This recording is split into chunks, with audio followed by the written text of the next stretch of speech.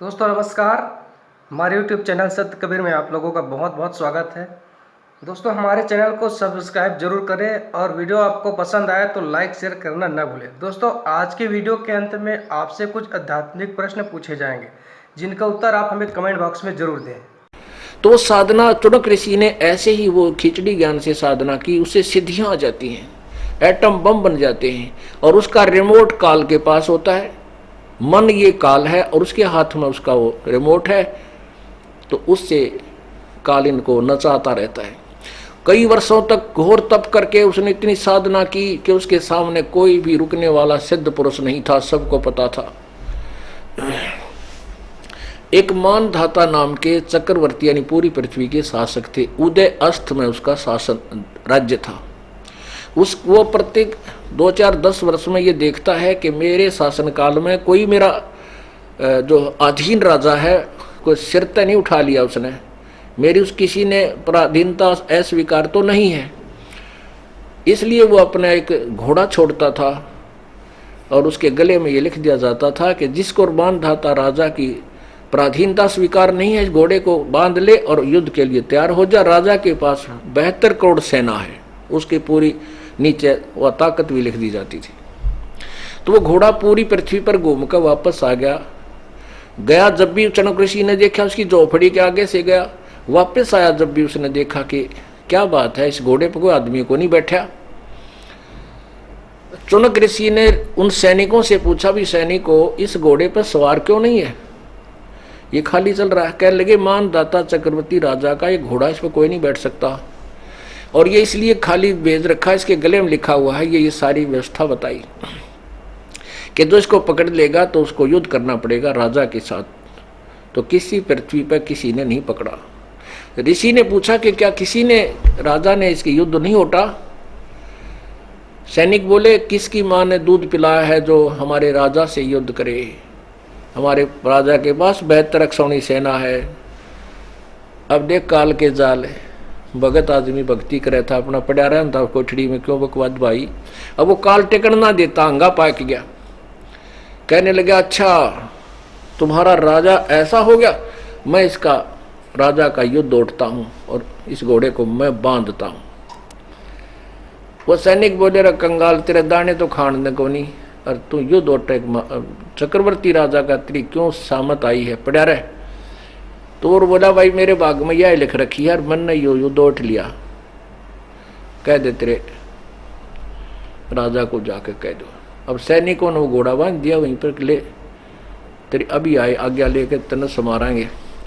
अब वो राजा मानधाता चक्रवर्ती के पास गए। राजा ने सोचा अभी आज एक आदमी ने आंख उठाई है तेरी तरफ, कल न दूसरे की हिम्मत पड़ेगी।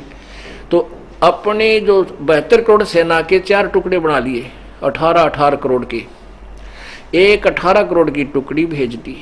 उधर से ऋषि ने अपनी सिद्धि तक शक्ति थे, वो सारी उम्र के डड़े डोए थे, वो भक्ति करी थी, उसकी 4 पुतली बना ली, 4 एटम बम बना दिए सिद्धि थे, और एक पुतली छोड़ दी।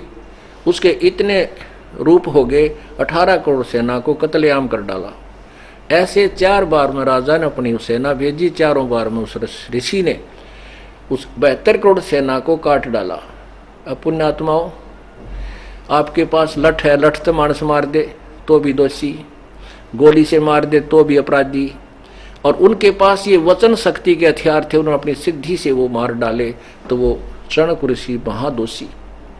अब ठीक है, उसके जो ओम मंत्र के जाप से या जो हम बैठ कर जो तप किया उससे उसको स्वर्ग प्राप्ति होगी।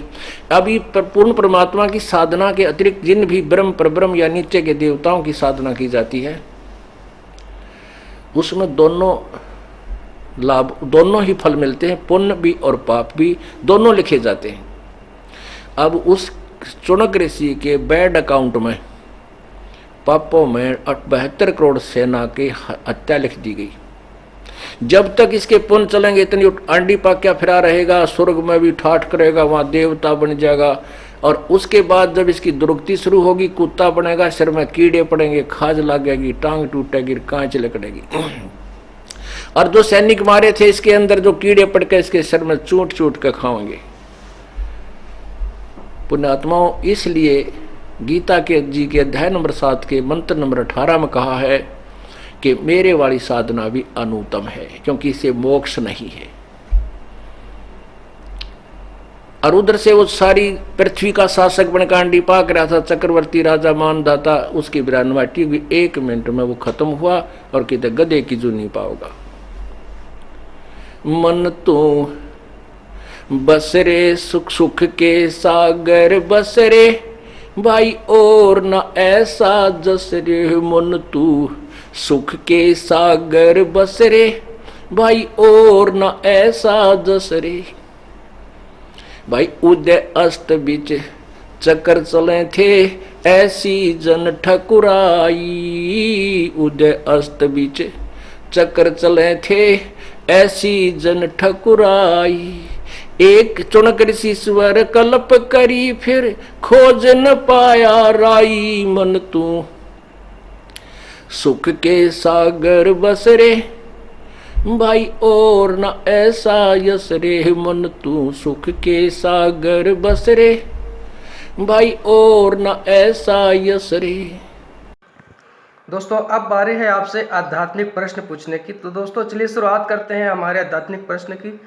दोस्तों आज का पहला प्रश्न है, पृथ्वी पर कितने युग होते हैं और उसके क्या क्या नाम हैं। और दूसरा प्रश्न है, श्री गुरु नानक देव जी के गुरु कौन थे। तीसरा प्रश्न है दोस्तों, हजरत मोहम्मद जी किसके अवतार थे। और आज का चौथा और आखिरी प्रश्न है दोस्तों, ईसा जी किसके अवतार हैं।